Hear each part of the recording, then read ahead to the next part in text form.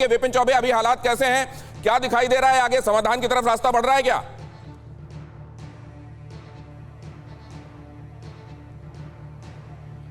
देखिए, हालात शांतिपूर्ण है लेकिन चिंताजनक है और इसीलिए इसी चिंता को समझते हुए सेंट्रल पैरामिलिट्री फोर्सेस को तैनात किया गया है। और कल जिस जगह पर हिंसा हुई थी वहां पर किसी को भी आने जाने की मनाही है।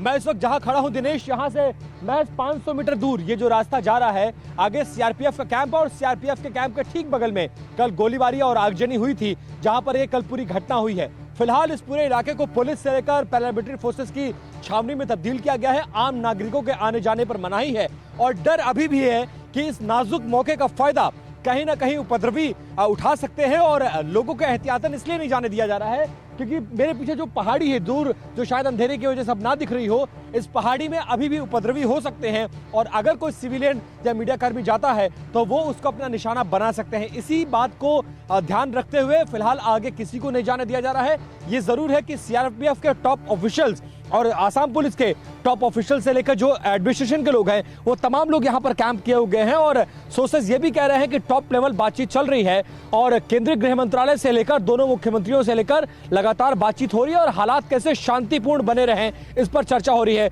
और खबर यह भी है कि दिल्ली में कल केंद्रीय गृह सचिव एक बड़ी बैठक इस पर बुला सकते हैं और जल्द से जल्द जो 49 साल पुराना सीमा विवाद है तो उसका हल निकालने की बैठक हो रही है जहां चीफ सेक्रेटरीज हिस्सा लेंगे और यहाँ जो होम सेक्रेटरी हैं उन्होंने ये बैठक बुलाई है। बहुत धन्यवाद आपका, अपना ख्याल रखिएगा और ये खबरें लगातार अपडेट्स हम तक पहुंचाने के लिए आपका बहुत शुक्रिया विपिन।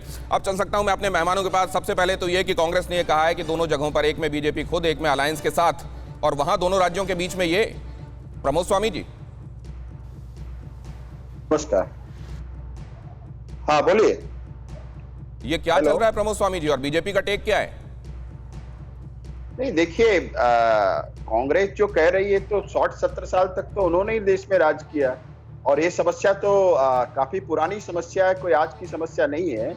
1972 में केंद्र शासित राज्य था और 1987 में मिजोरम जो है एक राज्य के रूप में उसको अस्तित्व में आया और 1933 में अधिसूचना के माध्यम से लुसाई हिल्स को का सीमांकन किया गया था। तो हमारा इसमें यही कहना है कि ये मामला बातचीत के द्वारा सुलझाया जाना चाहिए, लेकिन जो रिजर्व फोर्स जो फॉरेस्ट है, जो इनर लाइन जो फॉरेस्ट है, वहां उन लोगों ने कंस्ट्रक्शन चालू कर दिया। वहां उन लोगों ने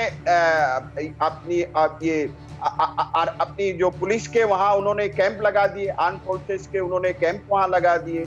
तो फॉरेस्ट रिजर्व में इस तरह का कंस्ट्रक्शन की मनाही है।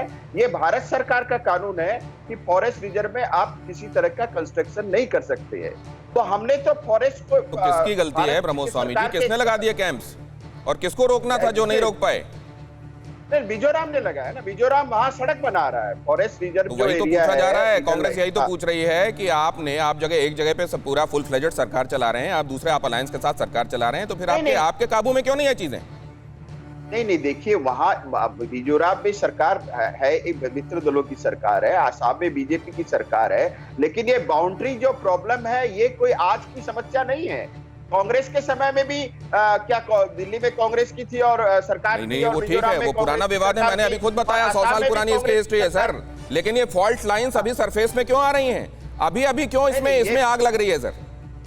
नहीं, मैं यही कह रहा हूं कि जो भारत सरकार का जो कानून है कि इनर लाइन फॉरेस्ट में आप कंस्ट्रक्शन नहीं कर सकते, उन्होंने जब कंस्ट्रक्शन आरंभ कर दिया, वहां उन्होंने आर्म फोर्सेस की जब चौकियां बैठा दी, तो यहाँ हमारे जो उच्च अधिकारीगण है वो उनसे बातचीत के लिए गए, वहां उन्होंने फायरिंग चालू। अतुल लोंढे जी के पास जाता हूँ, अतुल लोंढे जी के पास जाता हूँ सर, आपकी बातों का जवाब लेने के लिए, क्योंकि आपने ये सब कुछ इतिहास पे डाल दिया। आपने जानबूझकर फॉल्ट लाइंस छोड़ी ताकि एक दिन वो सुलग सकें और उसमें सियासत की रोटियां सेकें।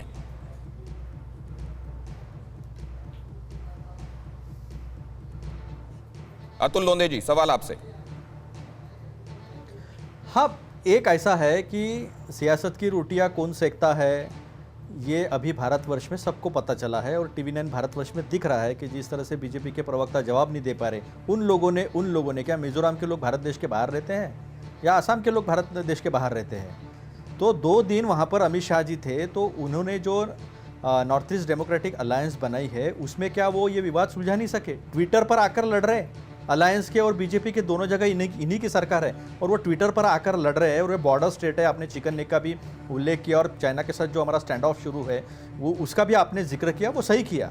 तो क्या अमित शाह जी को सिर्फ सरकार बनानी आती है, सरकार गिरानी आती है, सरकार चलानी नहीं आती है? तो इंटरनल सिक्योरिटी अमित शाह जी का मैटर है। अमित शाह जी सवाल पूछा गया, उसका जवाब भी दे दीजिए ना। जब ये राज्य सर एक सेकंड, अतुल लोंदे जी, मैं जवाब ही दे रहा हूं ना। नहीं, मैं आपसे ये जानना चाह रहा हूं कि जब मीजो अकॉर्ड के समय ये साफ हो गया था कि 1933 के हिसाब से आप कर रहे हैं और वो मान रहे हैं कि 1875 के हिसाब से होगा, तो आपको तो मालूम था कि आने वाले दिनों के लिए इसमें विवाद की गुंजाइश है, फिर इसको कैसे, इस लूप होल को प्लग क्यों नहीं किया गया सर?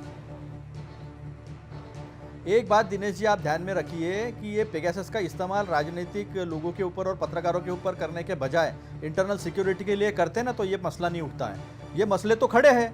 इन्होंने तो कहा था 60 साल बनाम 60 दिन 60 महीने, फिर 60 महीने इनको मिले हैं, तो ये सुलझा नहीं पा रही, इनका दूसरा टर्म है। फिर भी सारी चीजें अगर इतिहास पे छोड़ के जाना है तो छोड़ दो सत्ता, गद्दी छोड़ दो, नहीं होता है आपसे। तो सरकारें गिरानी आती है, सरकारें बनानी आती है, सरकारें चलानी नहीं आती है, ये तो सिद्ध हो गया। जीडीपी उल्टे सर पे खड़ी हो गई है।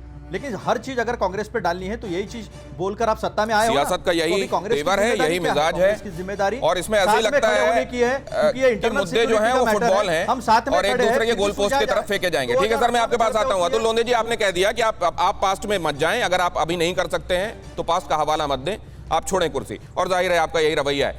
अड़ी सोमवार से शुक्रवार शाम 6 बजे सिर्फ TV9 भारतवर्ष पर।